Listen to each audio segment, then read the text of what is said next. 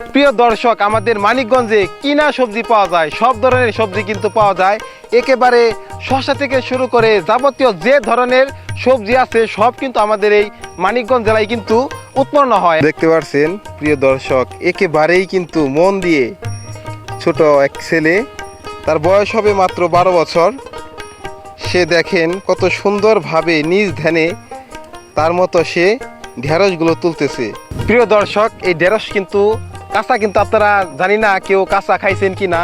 আমার কাছে কিন্তু এই কাঁচা ঢেঁড়সগুলো খুবই ভালো লাগে, তাই আপনাদেরকে একটু খেয়ে দেখাই কীরকম মজা। খুব স্বাদ।